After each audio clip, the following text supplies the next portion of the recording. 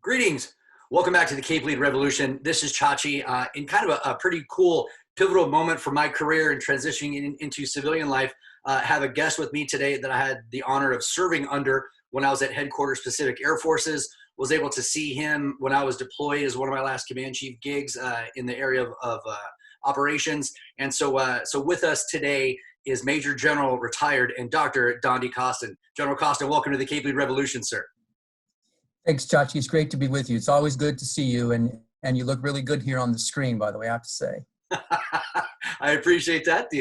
You look similarly great as well. So having recently retired, not recently, but within the past, 1 or 2 years, after 32 years of military service, now serving as the president of Charleston Southern University. That being aside, why don't you give a quick little introduction, more holistic view of who you are? Great. Yeah, I'm a North Carolinian by birth, and so of all the things that I'm proud of, being a North Carolinian is one of those. I was raised by mom and dad who loved each other. We didn't have a lot of money, but I didn't know that until later. Mom and dad who loved each other and loved God and taught me those two things, that if you're going to have a life of any meaning and significance, relationships are key. Relationships with God, relationships with others. And so that's the kind of the home I was raised in. And, I think everybody probably takes their parents for granted at some point along the way, especially if you had pretty good parents and you don't really realize until you get out of the house. But I realized that the most, to tell you the truth, when I started my career as a chaplain 10 years into the Air Force. As a basic military training chaplain, that was my first gig as a chaplain. So I got to see and hear all kinds of stories. And it was at that moment, kind of the light went off for me that, I knew I had it good with great parents, but that's the point when I realized, man, I didn't know how great I had it. So everything for me goes back to that. When I was in high school, neither of my parents went to college. My dad was a small business owner. He owned a floor covering company with just a couple of crews, and he woke up he was up at 5 a.m. out the door about 5:15 every day, and home after dark, just humping it all day long, 6-7 days a week sometimes. He would typically take Sundays off for church, of course. But that's where I learned what hard work is all about. My mom was a hard charging. She was the firstborn of 7, and my dad was the youngest of 4. So it made for an interesting mix if you know anything about birth order. And so that's kind of the concoction that I was raised in.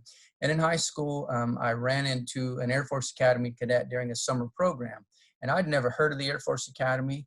But this cadet explained to me that it was a place you could go and learn about leadership, a place you could learn about character, and more importantly, from my mom, it was a place where you didn't have to pay anything. So my mom was pretty jazzed about that whole deal. And that, not knowing anything more than my guidance counselor told me I should go to college, I think the Lord led me to the Air Force Academy, where I met a band of brothers. And you know how it goes. Once the Air Force gets into you, it's hard to get it out. And so spent the first 10 years after the Air Force Academy. I was an operations research major, which in lay speak is industrial engineering. And so I spent the first 10 years as an industrial engineer in the Air Force. I taught Air Force ROTC for those first 10 years, but along the way was called to be a chaplain. And for me, it was an immediate, there was not a question. I wasn't called to be a youth pastor. I wasn't called to be a local church pastor. I was called to be a chaplain, and I loved the Lord. I loved airmen. And I'm so grateful that I got to spend the last 22 years of my career as a chaplain. So really thoroughly enjoyed it. Still love airmen. And the thing that I enjoy most today is I get to help airmen aged young men and women become the men and women that God has designed for them to be. So that's the exciting thing for us. That is awesome. What an amazing journey, and everyone's got a story and everything's a little bit different, but in contemporary, not in contemporary American society, but in global society, we're experiencing a new norm. And obviously we'd be a little bit remiss if we didn't throw out thoughts, well wishes, and prayers to everyone all around the world who's having to battle this pandemic, and obviously put out our love and support to our medical professionals, our first responders, and just, our stock workers at the grocery stores and people who are still working gas stations. So, the true heartbeat of everything that let the world sustain itself, thank you hugely to doing that. But that probably presents some unique challenges inside in university type of setting. So how are things going for you there, and where do you see this going soon? Good. Yeah, it's going very well. Thankfully, we like every other university in America at this point, we had to kind of turn on a dime to move from in-class instruction to online instruction, and so it was. Our university is pretty good at online instruction. In fact, the U.S. News and World Report's latest rankings, our university of 3,400 in Charleston, South Carolina, was ranked number 11 in the country for online bachelor's degree programs in terms of quality and student engagement, things like that. So for us, it was a fairly easy transition for the faculty for the most part. And we had the infrastructure in place to make that happen, but not for every student, because not every student was geared, as I suspect not every kindergartner who is today doing online instruction was geared for that, was prepared for that. So that's been a bit of an adjustment, but our faculty and staff really, I've been so impressed how they've jumped through hoops, shown innovation. In fact, we have a set of core values that we have developed in our latest strategic plan. And these are what we call EPIC core values, EPIC.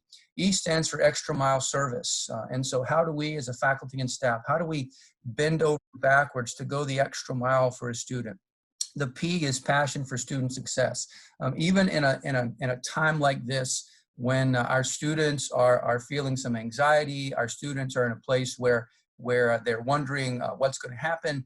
How do we help them succeed? How do we help them understand that life is filled with all kinds of curveballs?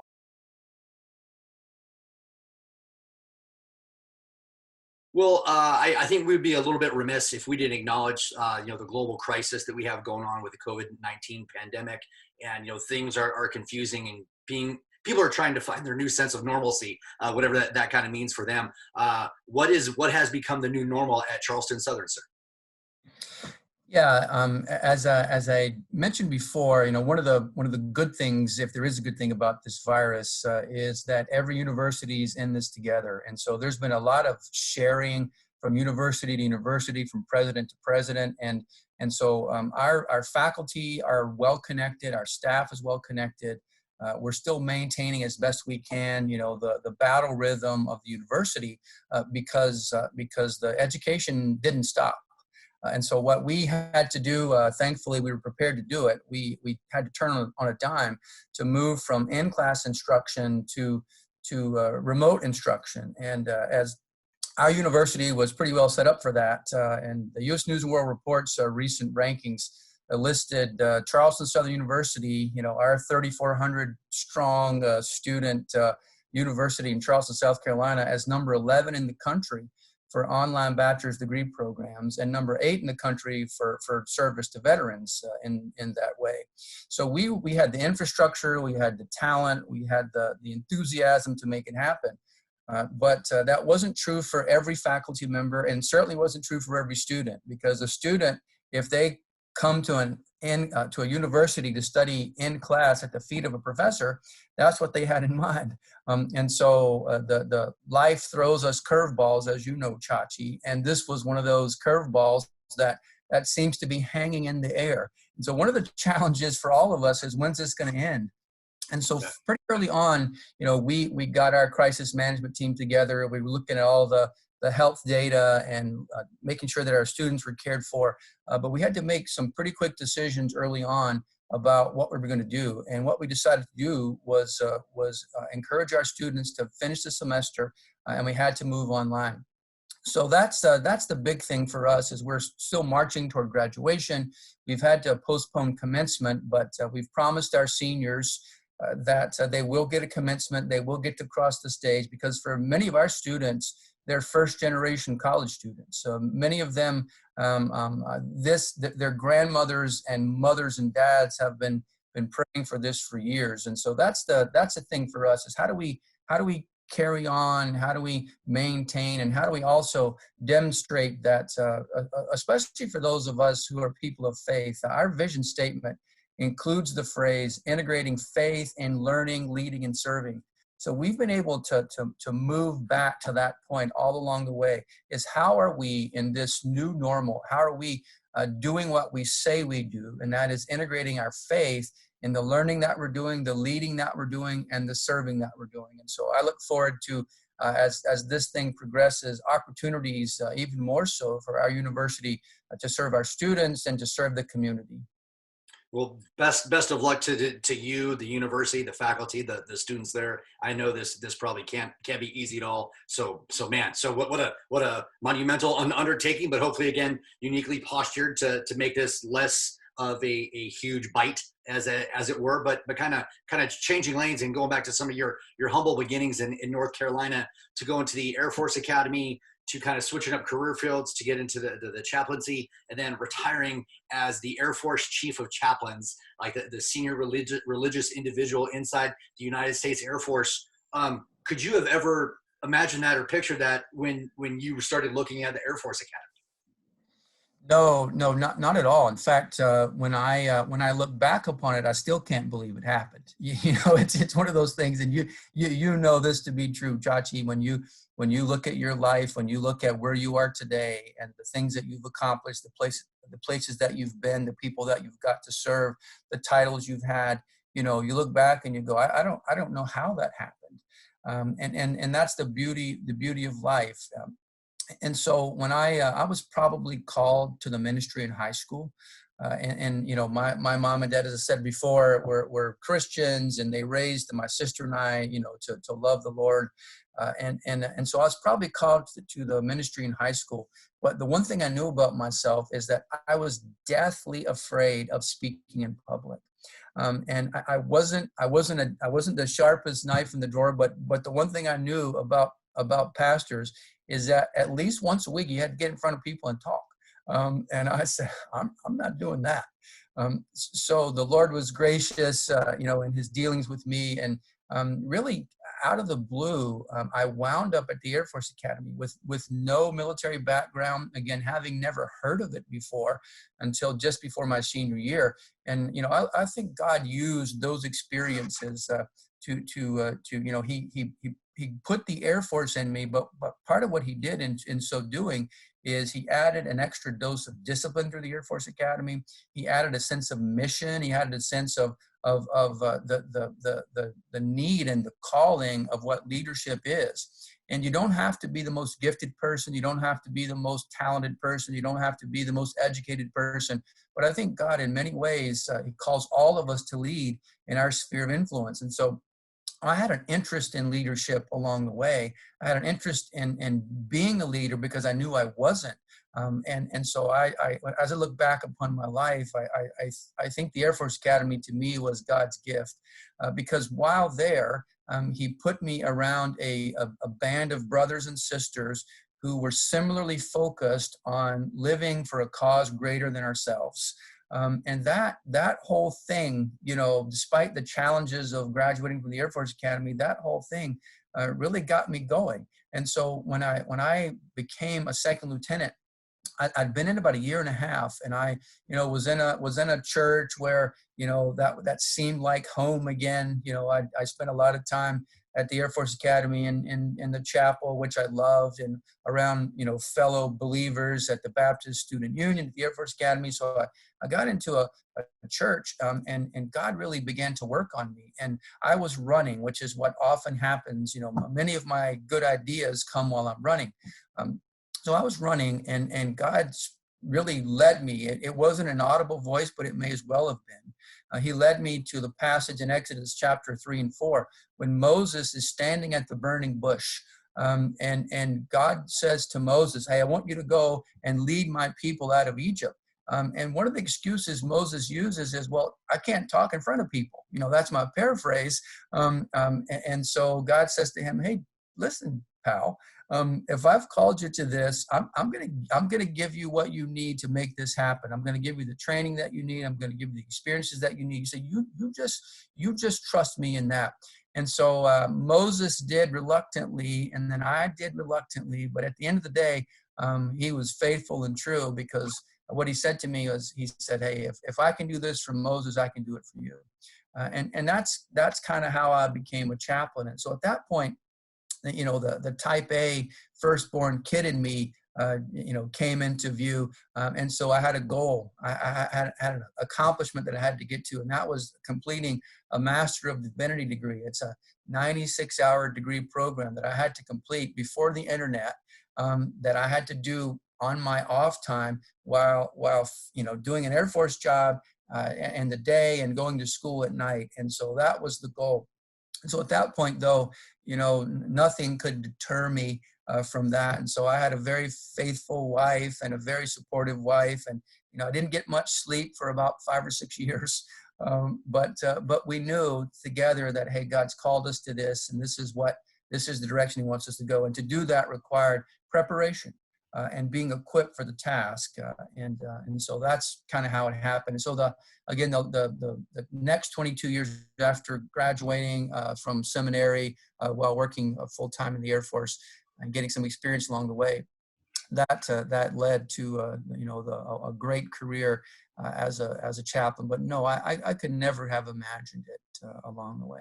Jeez, that is an amazing story in and of itself. And you and I could spend the whole hour just talking about how that developed and evolved. So that's huge. And then for me, having known you for the past 7 years or so, having heard you speak multiple times, I am ridiculously blown away that you did not want to get up and speak in front of people, based off of your credibility as a well-respected speaker in all things. And, again, evidenced by me watching you speak again down at Air Force's Air Command and Staff College for their LEDX event 3.0. So absolutely crazy to me. And it's funny because a lot of the contemporary learning that we do when we talk about motivational type speakers is that I don't classify you as a motivational type speaker. We do studies of motivation and contemporary theories, Herzberg's two-factor theory, Adams equity theory, whether you want to get into Herzberg or Blanchard Hersey, But I would absolutely classify you in an inspirational speaker, as far as how that stuff goes. So I'm absolutely blown away by that. So going back to some of the leadership context and you finding your love in leadership, what were some of the first things that you can remember, whether your life or Air Force Academy or coming at some point in the Air Force, what were your, some of the first experiences and distinct thoughts of, hey, leadership is a big deal and I can contribute to it? Yeah, the thing that my parents taught me really has become the thing that I've tried to share with younger chaplains through the years, and then now younger civilians and students, is to bloom where you're planted. And if God gives you an opportunity, then your responsibility is not to make excuses. Your responsibility is to trust him and to find the skills to get yourself prepared and equipped to get the job done. And so what I found, especially in high school, was that against my will, teachers and band directors and coaches were putting me in positions that required me to be the leader, and I didn't want to do it. I didn't think I had the ability. I didn't think I had the skill. I thought there were other people who could do it better. And so I pushed back in so many ways. And I just am so thankful that these teachers and these coaches saw in me something that I didn't see in myself. Now, my mother and father, they were big cheerleaders, of course, but, they would have been happy and loved me regardless of what I did. They didn't have any great aspirations that I was going to go do, this and that and the other. They just said, man, find your niche and do that well for the glory of God. And so the first lesson I learned along the way is bloom where you're planted. Well, blooming where I was planted meant that I was at least self-aware enough to know that there was a gap between the skills that I needed and the attitudes that I needed, and what I had. And so that for me began this lifelong journey of studying leadership and trying to become better and better and better as a leader. And what I've discovered is that a good leader never thinks he or she is good enough.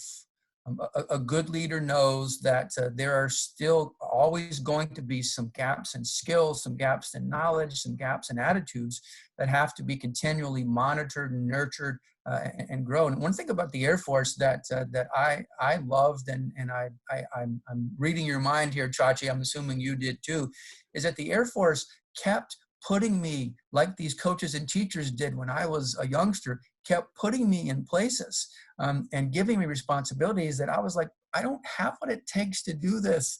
I was like, do you not understand the Peter principle? I don't know what you're doing here.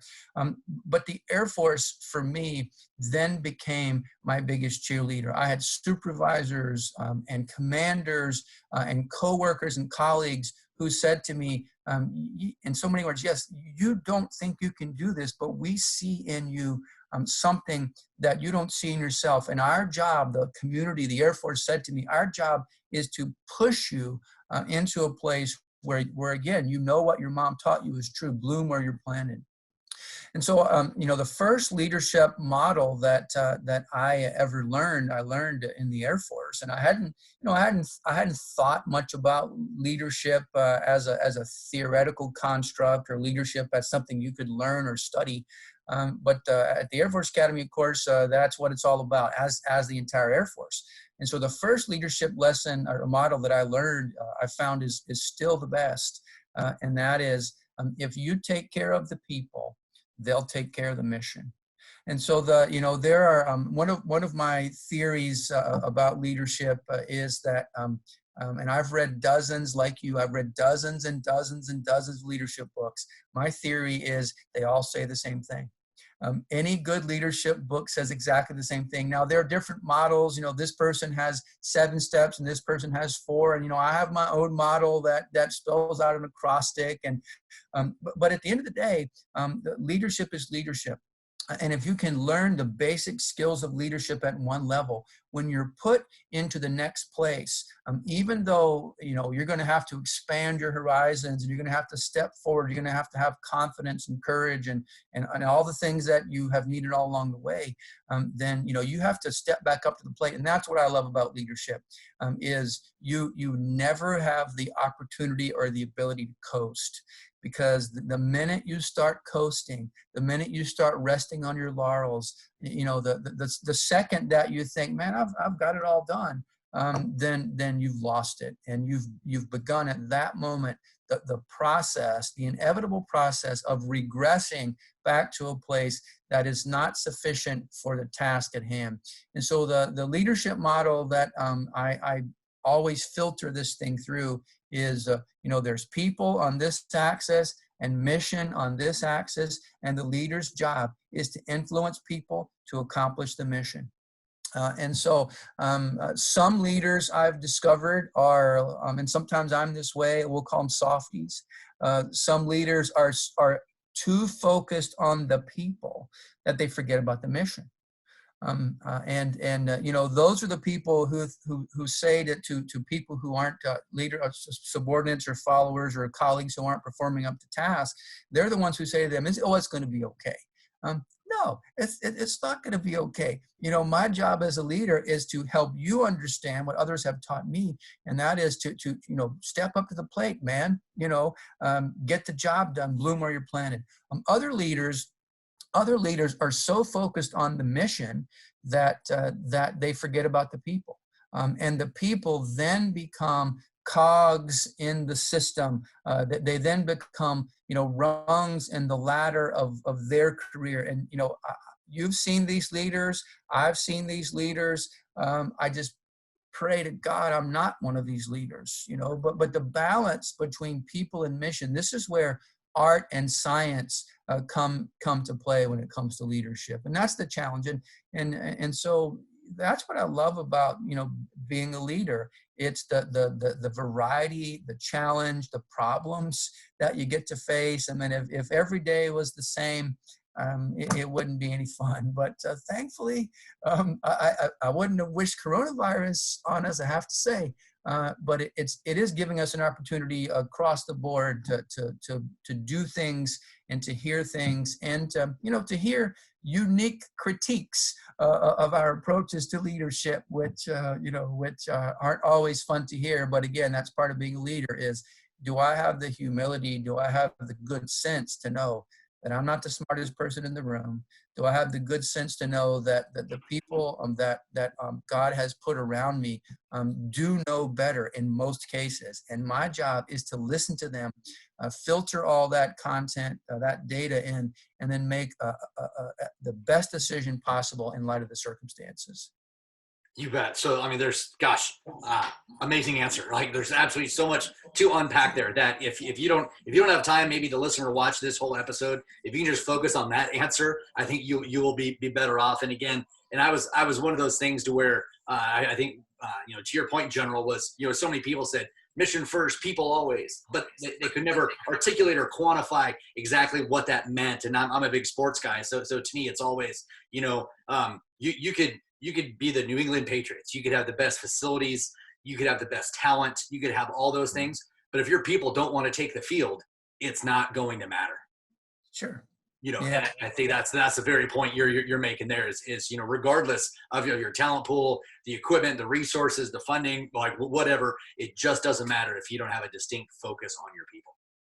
Yeah, that's right. It's so kind of going along those lines. We talked about how I think you're a very inspirational person and speaker. So anyone who's listened to you communicate, but what are the things out there, or who are the people that inspire you? Yeah, when I answered the call to the ministry, as I said before, I did so reluctantly, not because I didn't want to serve people, because I did, but this one thing is the thing that was the barrier for me, and that was, as I said before, the abject fear of speaking in public, and I always thought somebody else could do it better. Why would you waste your time on me when I could give you the names of dozens of others who could do this better. So the first thing I did when I answered the call was I found on Eglin Air Force Base, I found and joined the Toastmasters Club. Because I said, I know nothing about this, and all I have is the desire to get better. And so I joined the Toastmasters Club, and I tell you what, those people ran me through the ringer. And I so appreciated it. So that then began a bit of a quest, a journey. If I'm going to be a leader, then one of the things I have to at least be reasonably good at is coming up with an argument, a speech, a message, whatever you want to call it, that will inspire others to do what we all know they need to do to get the mission done. And so I read, again, dozens of books. In fact, when I finished seminary, again, I was teaching Air Force ROTC at Texas Christian University for the last 4 years of my first 10 years in the Air Force. And again, that was a gift that the Air Force gave me. The Air Force gave me the gift of having to stand in front of very sharp young men and women, college-aged blue suiters who were preparing for a career in the Air Force, and to force me to have good content, to force me to be on my game all the time. So my first chaplain job after doing that was to, as I said earlier, was to be the basic training chaplain. And so on every Sunday, my first job in the Air Force, every Sunday I had to speak in front of 1,200, maybe 1,500 parents and students, young airmen who were trying to find some hope to hang on to. Hey, God, get me from week 0 to week 1 to week 2 to graduation. And so I went from, prior to that, I was at this little dinky church. There was maybe 40 or 50 on a Sunday. I went from there to, basically the next Sunday having to inspire as a preacher a brand new chaplain. All of these hungry students, these airmen. And so for the 2 months after I figured out where my first assignment was and what my job responsibilities were going to be, I read a dozen books on how to preach well. I read a dozen books on how to speak to the audience that I was being called to speak, because there's a difference, Chachi, as you know. There's a difference in being the pastor of a traditional service where at a chapel, the average age is 65, and the basic training chapel. There's a big difference. And I knew that for me, if I didn't make that adjustment, it was on me. If I didn't make that adjustment, then I was going to let down week after week after week, airmen who needed to hear a word from God, who needed to be inspired. So that was my motivation. And so the message that I would have for anyone is public speaking, because we're going to my weakness, public speaking isn't about me. It's not about my fear. It's not about my inability to put a thought together. It's about my job, again, blooming where I'm planted. My job to come up with some way to motivate and inspire people who need to hear this message. Because if I don't do it, it probably won't get done. And so that's, for me, that was how I have always had to get over. And so people ask me sometimes, are you nervous when you get in front of an audience, even after all these years? Yes, every single time. I'm nervous. My palms sweat. My heart beats fast. But the way I get to where I have to get is I have to say to myself over and over and over again, this is not about you, man. This is about the word that you've been given for those people.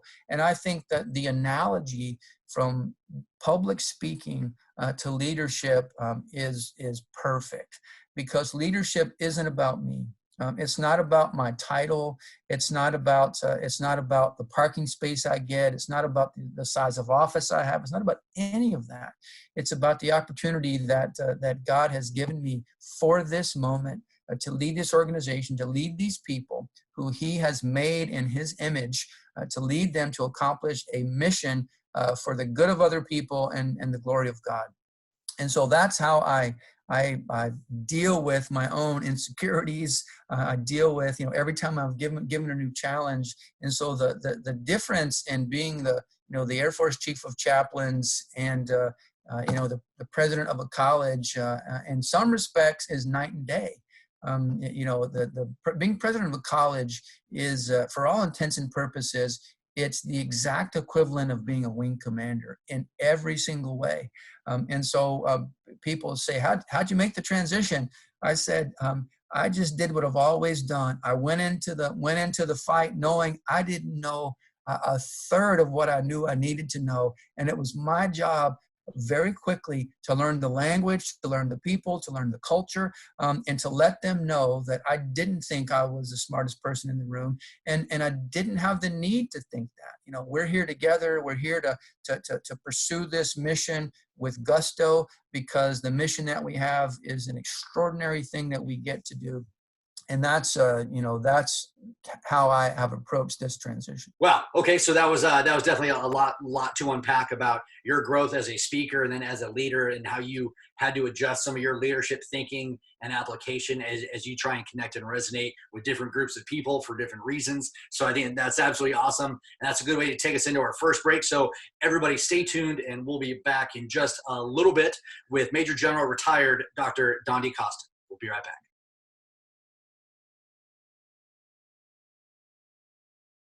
All right, everybody, welcome back from break. This is Chachi once again here with Major General retired Dondi Costin. Dr. Costin, in one of the answers that you mentioned in the first half of the podcast was your own leadership type of theory. Obviously, I have one of my own. And again, I absolutely agree with you, right? If they all say relatively the same thing, but by and large, but I think it's some of those little finite nuances that are going to make some more or less impactful in certain circumstances than others, or more or less impactful to certain people based off of their personality type and things of that nature. So if you wouldn't mind, sir, I would really like to hear your leadership theory.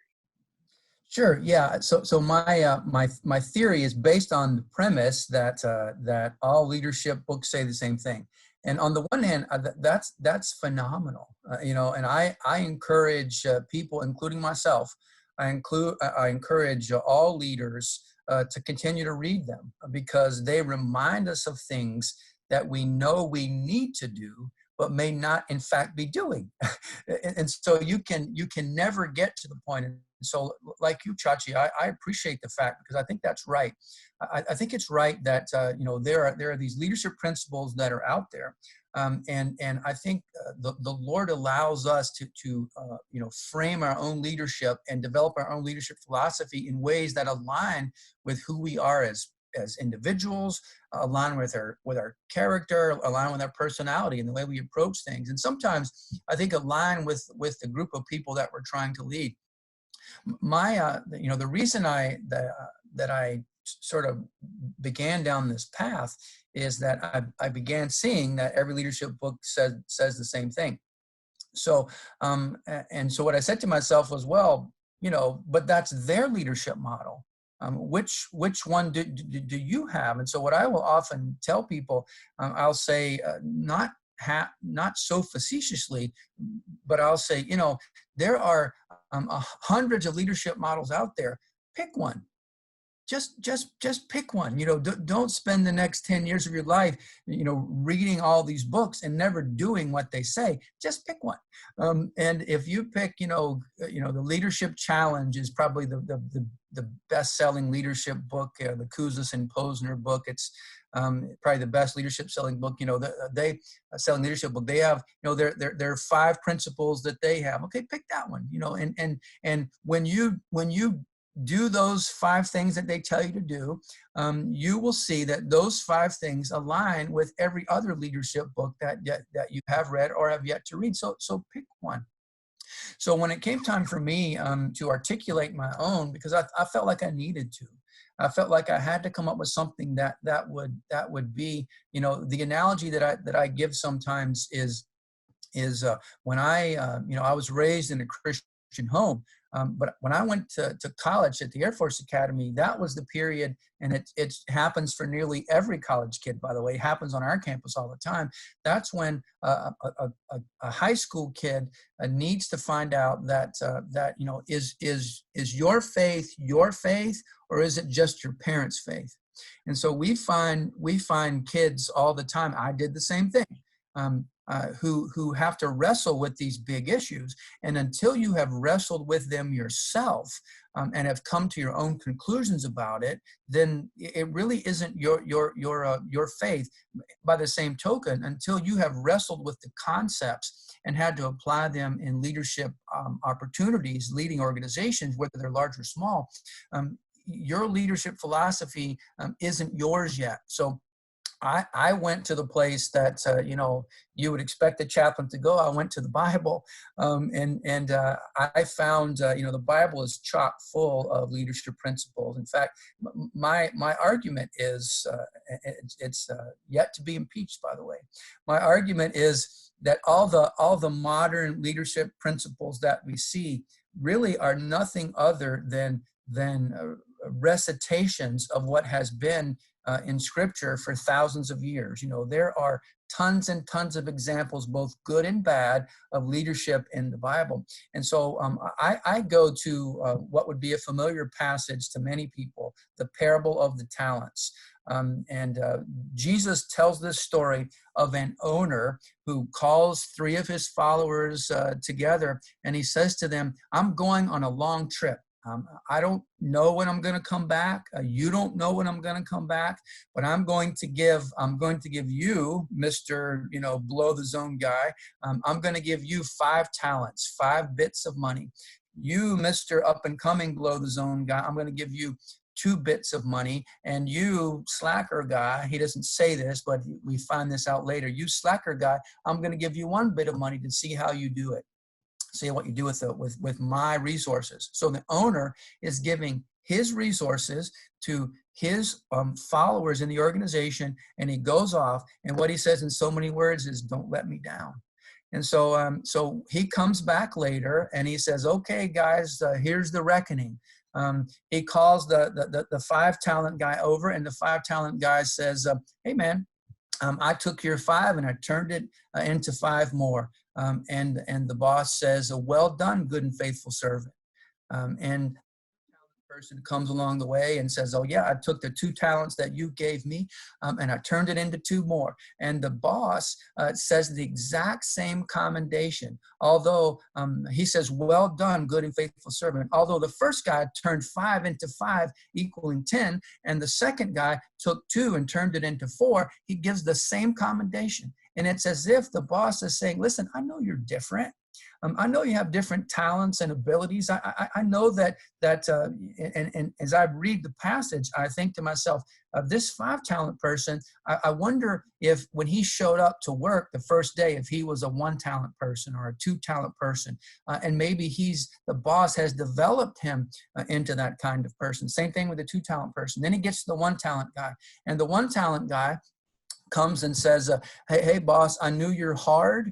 And I knew you're going to hold me to account.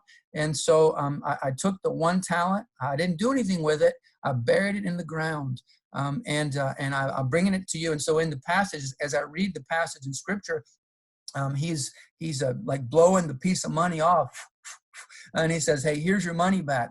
And the boss says, without mincing any words, he says, you wicked, lazy servant. The least you could have done was take the piece of money and given it to the bankers. At least when I came back, I would have had a little bit more with interest than what I have now. And so I see all kinds of things about leadership in this passage. And so because I'm a military guy, and if Chachi, any good military guy worth his salt has to come up with a good acronym, right? I mean, so this I know I have. You're a Cape guy. I came up with leaders based on this passage. So I'll just very briefly, the first is what I call the lordship principle. So this spells out an acrostic, an acronym, if you will, called leaders. The lordship principle says that if you are a leader, in this case, if you're a 5 talent person or a 2 talent person or a 1 talent person, then the first thing you have to understand, even if you're the chief executive officer, that this organization doesn't belong to you. It's not, even if it's your company, from my perspective as a Christian, as a person of faith, the Lord is the one who owns it all. And so when I get out of bed in the morning, yeah, I may go to work at Charleston Southern, but I really work for God. And if I can find a way to slack off at work and think I'm fooling people, I'm not fooling him. And so the lordship principle, first of all, says that you work for a cause far greater than yourselves. In the military, even the chief of staff of the Air Force works for the taxpayers, right? And so lordship principle says that God owns it all. My job is to be a steward for him. The first E in leaders is the environment principle. The leader's job is to orchestrate the environment in such a way that it's most conducive for his or her subordinate followers to get the mission done. And so environment is another way of saying organizational culture. The leader's job is to be a tender of organizational culture. And people will ask, well, what is organizational culture? Culture is nothing more than the way things are done around here. And so the leader gets to inject him or herself, his personality, his experiences, his expertise, his skills, all this into the organization. And a single leader can change the culture. And I think that's what our job as leaders is to do, is to develop this environment that's conducive for the growth of our people and the accomplishment of the mission. The A in leaders is the accountability principle. in the parable that I referred to earlier, the boss is coming back. And when she comes back, there's going to be a reckoning. And that's the point when the boss, especially if the boss is the owner, is not interested in your excuses. She is not interested in why you couldn't get things done. She just wants to know that you got the job done. And accountability, just as in this parable, are you going to be asked, is it going to be said of you at the end, well done, good and faithful servant, or is it going to be said of you, you wicked, lazy servant? Those are the two options. In the military, Chachi, as you know, at least once a year, hopefully more, you have a performance report written on you, and that's accountability. Hopefully it happens along the way, but that's accountability. The D in leaders is the development principle. Development means that a leader at any level, your job, at least in part, is to develop the men and women who work for you and with you, help them to become better. And so in the parable, my assumption as I read between the lines is that the 5-talent person wasn't always a 5-talent person. He probably was a 2-talent person, but was developed in that way. And that's what we get to do as leaders. And it's not, it's about both people and mission. We develop the people so that the mission can get done better. The next E in leader, execution principle. Execution in this sense means getting the job done. Our job is not to think about how to do things only. Our job is to get the job done. And so execution means you're executing the mission in such a way that it's accomplished, which brings me to the R in leaders, which is the results principle. Results means this would be perhaps similar in a way to your thinking about expectations. Results means I was clear in my expectations.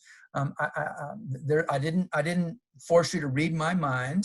I made it clear to you that this is what I expected, and expectations and execution means leads to results. And so the R is the results principle, and we compare the results that you did or did not produce with the expectations that I hopefully made clear enough to you that when I came back, we both had a level playing field. We were on the same sheet of music as to how that can happen. So one of the best things a leader can do is when you're doing feedback with those that you get to work with, is you can use your own leadership model to ask them to evaluate.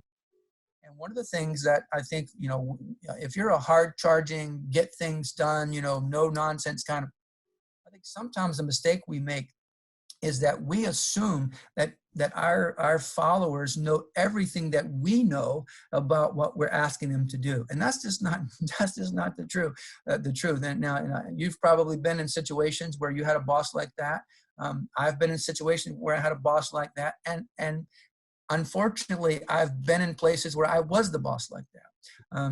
And so bad on me. And so one of the things I'm trying to get better at is let's all be clear on what results I expect to come from you. And the last one in leaders, the S, is what I call the shepherd principle. And obviously a biblical motif, with God as the shepherd. The Lord is my shepherd, Psalm 23. Jesus speaks of himself as the good shepherd. Well, a leader's function is to shepherd the flock. Shepherd the flock that's been given to you. And that's when we talk about people and mission, if you take care of the people, they'll take care of the mission. That's what I'm talking about here. And if we had time and the inclination, I would take you to a passage in the Bible, 1 Peter chapter 5, verses 1 through 4. And in that passage, what we would see is every one of these principles in play, where the referencing a pastor, where the pastor's job is to lead as a shepherd, not for his own gain, the Bible says in this passage, but for the good of others and the glory of God. And so that's, again, how I've wrestled all these years through that. And that has become my articulation of that. And it's how I try to hold myself accountable. And on my bravest days, I ask those I get to work with to hold me accountable to that as well. So that is absolutely amazing acronym. You and I could riff off of that for quite a while, because I think the fundamental truth of everything that you spelled out for leaders, how you would go about achieving that would be CAPE. As far as shaping the right conversation for each one of those. So Mel, look, I wish we had one whole day where we could sit here and just talk about this stuff. But I really liked your point of shepherding the flock there at the very end, because that is kind of one of my favorite speeches that I've ever been privy to hearing you give, as far as helping people get left of the bang, as far as that goes. So if you would mind kind of sharing some of your thoughts on that concept. Yeah, and I think it's highly appropriate because we're in the middle of a bang right now. The coronavirus pandemic, nobody foresaw it.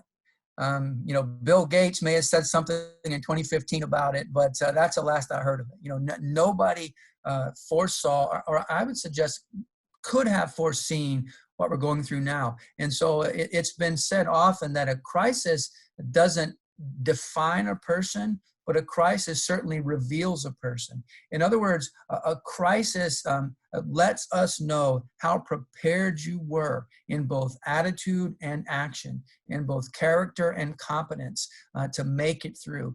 This is where, in my world, are you going to be a person of fear or a person of faith? Well, you have to be prepared for that before the bang comes. And so for those in your audience who may not understand the concept of the bang, we're talking about the fact that at some point in your life, and most of us have had multiple ones of these, there's going to be an explosion. There's going to be a bang that happens in your life that's going to catch you by surprise. Maybe this bang that happens is the death of a loved one. Maybe it is a global pandemic. Maybe for many people, the fact that there was a virus in China, no big deal.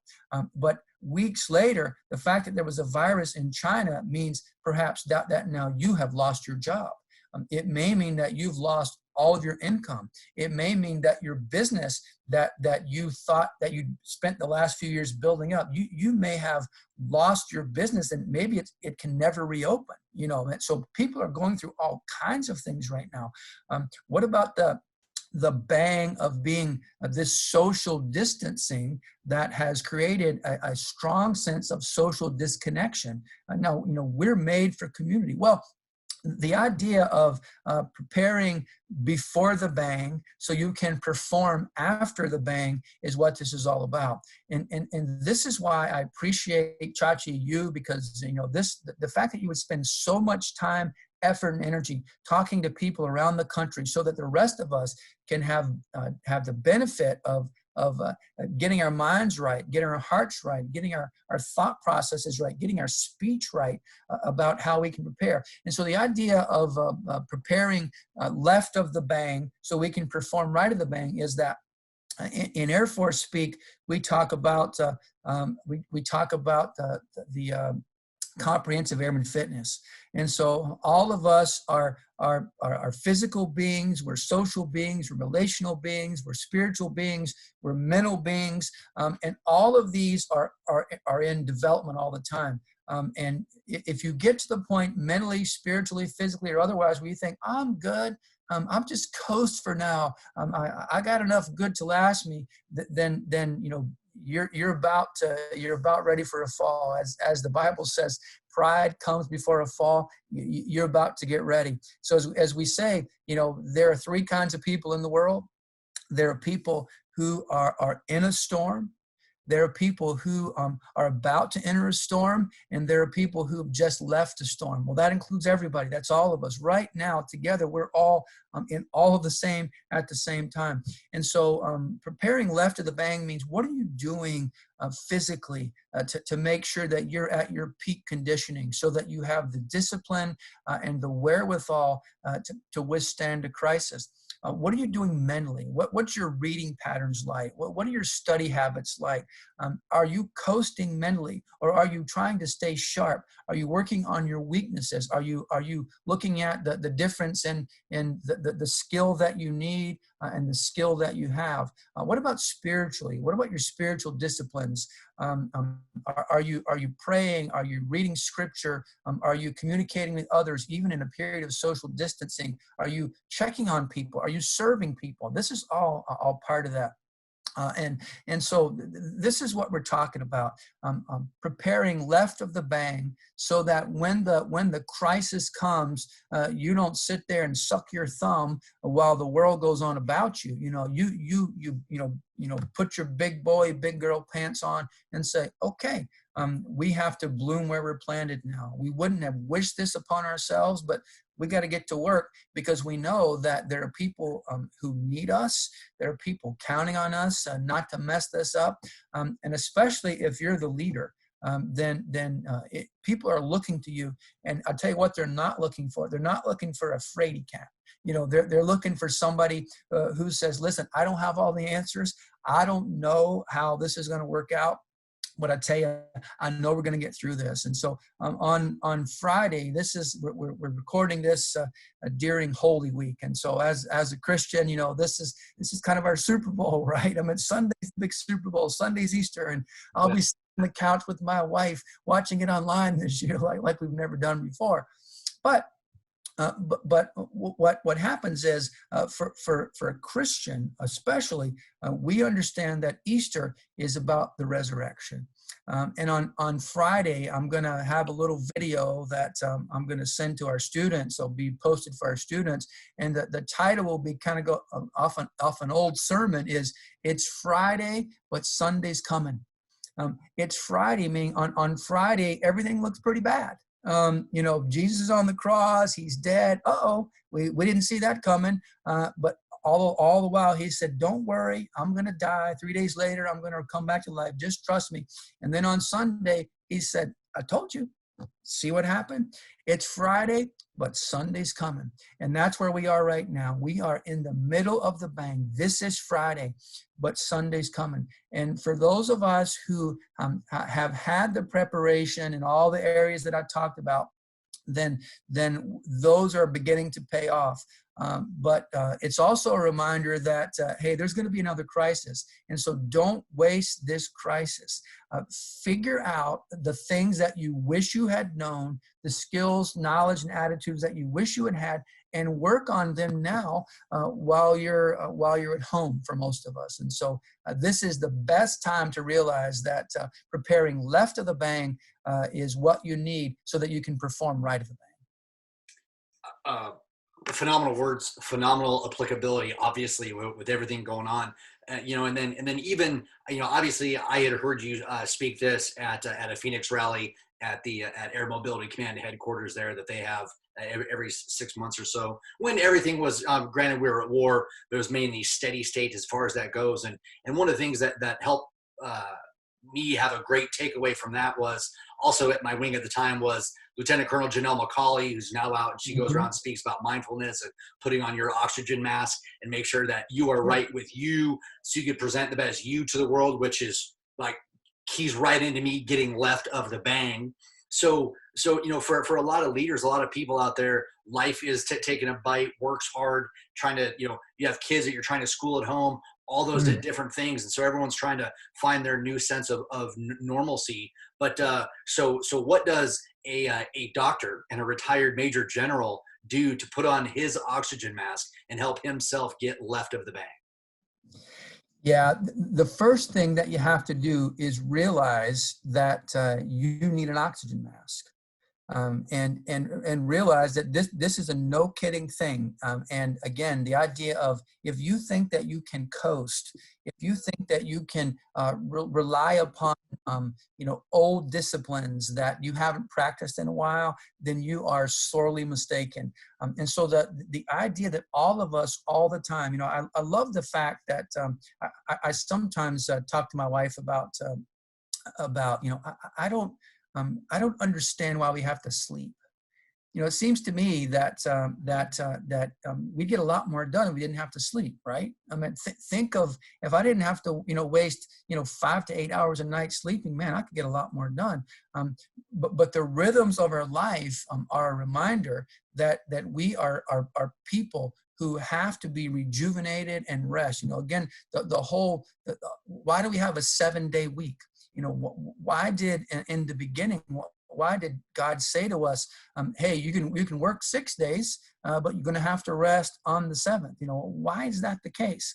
And so it just is a reminder to us that as strong as and invincible as you think you are not. And so the first step is realizing that you have to be rejuvenated in all the areas I said before: mentally, spiritually, relationally, socially, emotionally, all those things. And so, obviously, I'm a person who appreciates the value of prayer and what Janelle would call mindfulness. I'd love to talk to her about this sometime, but I would call the notion of prayer and meditation.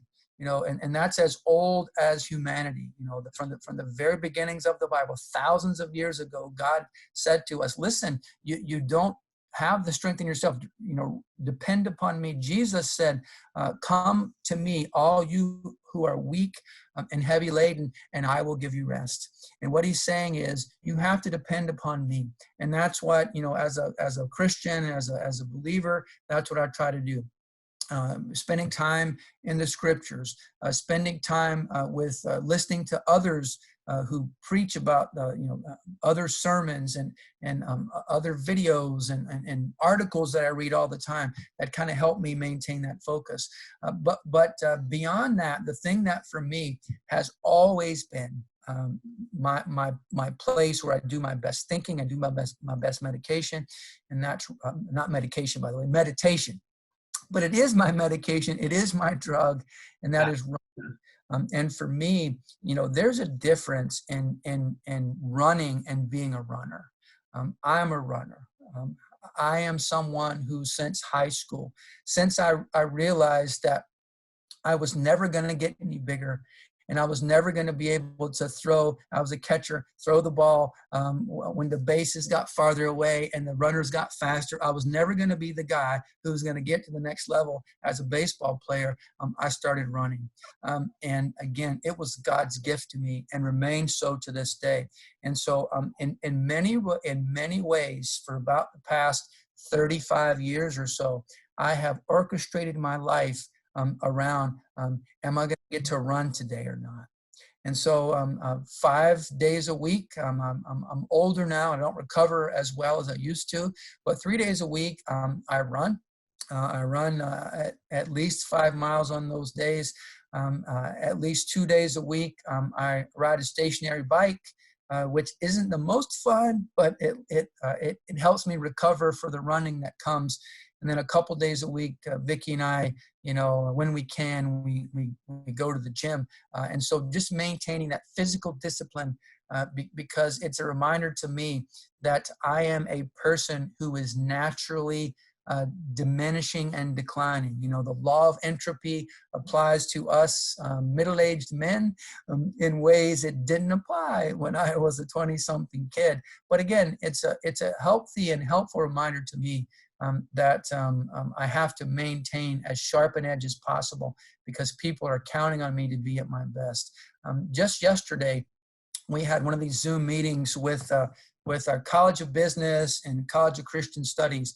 And what I've asked them to do is to come up with a leadership minor, 15 hours as a minor that any student can be involved in. And we're modeling it after what the Air Force Academy uses. The Air Force Academy refers to its leadership development model as PITO, P-I-T-O. The first is personal leadership, then interpersonal leadership, then team leadership, and then organizational leadership. Well, the most important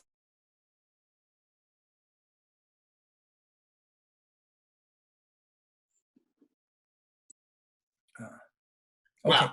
Okay. Yeah. So that whole pedo concept is huge, and when you were talking on people during these trying times, that are counting on you to be your best as far as that goes. Obviously, with all the different change and uncertainty, and obviously, varying amounts of fear, but fear nonetheless, out there in the world today. In the kind of 5 or 10 minutes that I have left with you today, could you kind of explain your concept of, just okay is not okay? One of the most recent speeches that I've heard you give, because I think as people are trying to find their new sense of normal, whether it's homeschooling or working from home, or how they have to do their shopping and what they need to do to make them the best version of themselves or provide for their family, that in a lot of ways, just okay is not okay. And if you wouldn't mind explaining that'd be amazing, sir.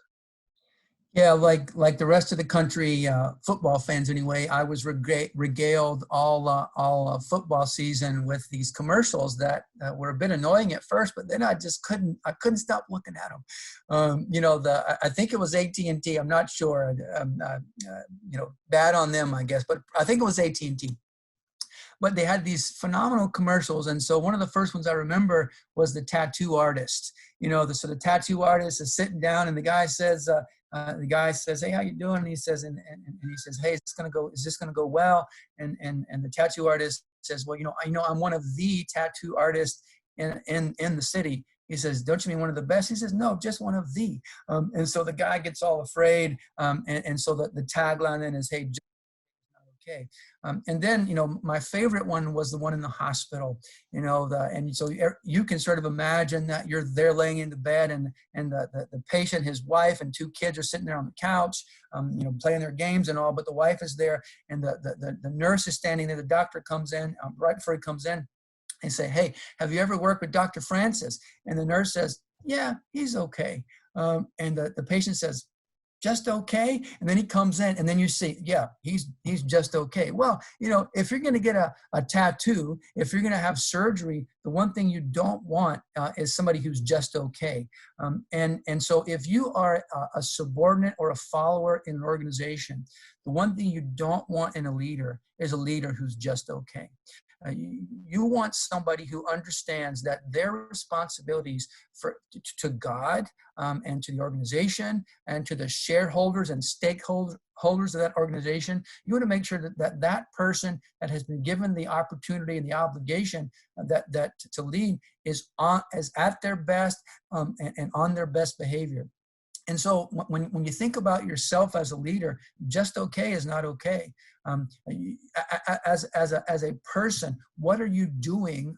Back to what we talked about previously, what are you doing in your own personal disciplines to make sure that you have what it takes? You have that oxygen mask that you are putting on yourself first, because they're going to need you to stand up and be able to be the person of faith when everybody else is fear. So just okay is not okay sort of became my mantra, if you will, all fall and then now into the spring. And what I ask of myself is, have I started to coast?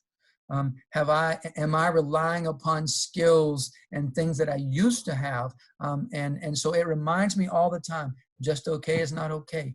As a husband, Chachi. As a father, Chachi. Just okay is not okay. And one of the things that I think we men do sometimes, and it probably doesn't apply just to men, but because it's you and me here talking man to man, then I'll use it. One of the things that I think we men sometimes do is we are at our best at work. We give our best at work, and then when we come home, we give our families leftovers. And I would say to you, Chachi, and to me as a husband, hey, just okay is not okay, dude. As a husband, what are you doing to make sure that your wife understands that she is God's gift to you, and that you cherish her, and that you're lifting her up, and that you're her best cheerleader? You can cheerlead others on a Zoom telecast or podcast, but what are you doing for your bride? And I'm asking myself the same question right now. And what about as a father? So the idea is, in every area of your life, just okay is not okay. The same thing would apply to your organization. And so are you, as an organizational leader, are you to a place where status quo has become okay? hey, we're doing pretty good. We're better than most people. We're not as good as some. No, no, no, no. Again, back to my leadership philosophy. If the lordship principle, and it's first for a reason, if the lordship principle is a thing, and I think it is, then your job is, given the resources you have and the talent that you have on board, is to make your organization the best it can possibly be, again, for the glory of God and the good of other people, those you serve and those with whom you work. And so personally and organizationally, I would say just okay is not okay. Gosh, I don't know what else there is to say about that, and definitely now with trying times, I think the advice is huge. And I've said that, with my wife and my family, that's one of the main reasons I retired. Was I didn't call them leftovers. I didn't want to give my family my slop time, because I developed so much time and energy to everything else. And when I just didn't want to plop down and they got whatever was left. I wanted distinct and purposeful time with anybody that I had any engagement with, family or not, because I think they deserve the best version of me. So I think that's huge. And wrapping up the podcast here. And again, like I always try and do, is just try and tie it to the CAPE concepts. You don't have to look very far.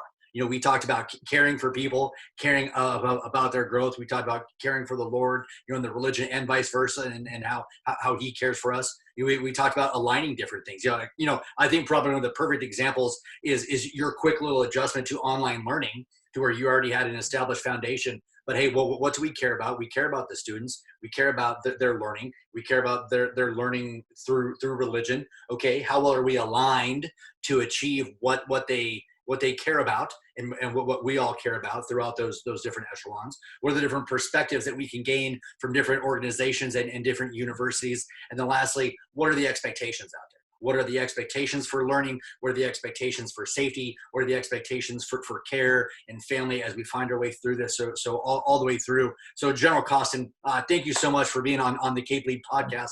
I'll kind of turn it over to you for some closing comments. Yeah, thanks, Chachi. First of all, thanks for the way that you have pivoted to your new career. It is so exciting to see. And that's, people ask me, what's life like after the Air Force? I say, man, it's awesome. And it's awesome because of the Air Force. It's awesome because of what the Air Force has poured into you and to me. And so I'm excited that I'm a proud Air Force veteran.